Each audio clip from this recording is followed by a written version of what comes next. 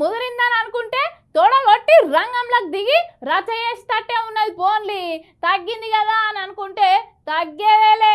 ఎంత పెద్దదైనా ఎంతటి పెద్దోళ్ళనైనా ఇడిచిపెట్టేదే లేదని అంటాడు గీ సారు. గదేందో మీరు కూడా తెలుసుకోవాలి కదా. ఓ చెవిటి పెట్టి గట్టికి నుర్రు మరి.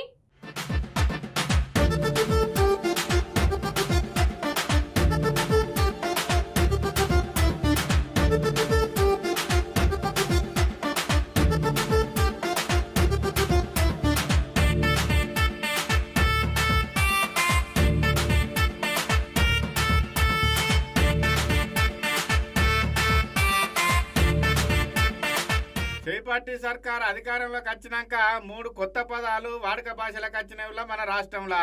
గా 3 కొత్త పదాలు ఏంటి అంటే, మొదటిది హైడ్రా, రెండోది ఎఫ్టీఏలు, మూడోది బఫర్ జోను. అయితే ఈ బఫర్ జోను ఎఫ్టీఏలు అనే పదాలు గతం నుంచే ఉన్నా కూడా ఇవి ఎక్కువ చాలా మంది వాడుక భాషలకు వాడకపోయేది. రేవంత్ సార్ ముఖ్యమంత్రి అయినాక అక్రమంగా ఆక్రమించే ప్రభుత్వ భూములను చెరువు శిఖాలను కాపాడాలని హైడ్రా అనే సంస్థను ఏర్పాటు చేసి ఇక ముందుగాలనే cinema hero Nagarjuna farm house ను గూలగొచ్చే వరకల్లా ఇక ఎఫ్టీఏలు బఫర్ జోన్ అనే పదాలు బాగా ప్రజల నోళ్ళలో నాలుతున్నాయి.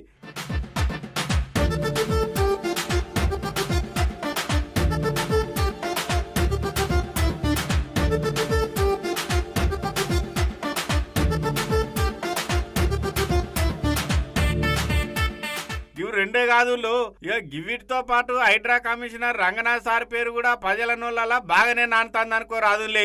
అయితే ఆ నడుమ హైడ్రా కమిషనర్ సార్ మీద జర పేద ప్రజలు బగ్గనే మండిపడ్డారు. అరే పెద్దోళ్ళకేమో నోటీసులు ఇస్తాండ్రు, పేదోళ్ళు రోడ్డు పక్కన వ్యాపారం చేసుకుంటోళ్ళకేమో నోటీసులు ఇవ్వకుండానే గూల కొడతాను, మా బతుకులు ఆగం చేస్తానని బాగానే శాపనార్థాలు పెట్టిండ్రు.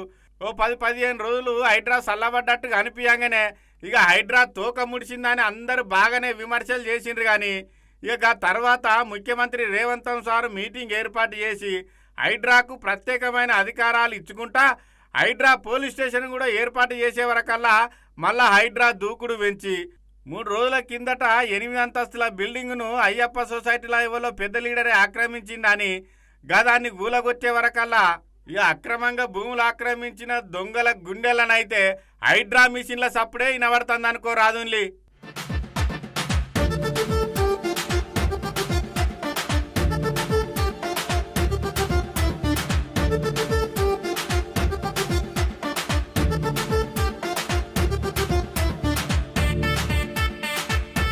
ఇక హైడ్రా పనితీరును బగ్గనే ప్రజలు తారీఫు చేసుకుంటా ఎంత పెద్దోడైనా సరే, ఎంత పెద్ద పదవులున్న నాయకుడైనా సరే అక్రమంగా భూమిని ఆక్రమించినట్టు ప్రజలకు తెలిస్తే గా వివరాలన్నీ తీసుకుపోయి హైడ్రా కమిషనర్ ఆఫీసులో కమిషనర్ సార్కు అర్జీ పెడతాండ్రులా. ఇక గట్లనే భూ ఆక్రమణదారుల మీద కంప్లైంట్లు బాగానే వచ్చే వరకల్లా హైడ్రా కమిషన్ రంగనాథ్ సారు ఇక అవన్నీ పరిశీలించేందుకు పోయిండ్రన్నట్టు.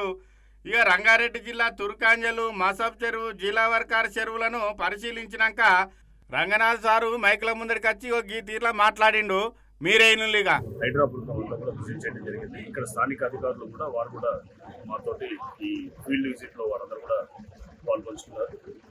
ప్రధానంగా ఇక్కడ ఈ మసబ్ చెరువు అట్లానే దీనికి లింక్డ్ అప్ ఉన్నటువంటి ఏదైతే నాలాలు వీటికి సంబంధించి కొన్ని కంప్లైంట్స్ ఏదైతే పబ్లిక్ నుంచి మాకు వచ్చాయో వాటిలన్నింటినీ వెరిఫై చేయడం కోసం ఇక్కడ రావడం జరిగింది.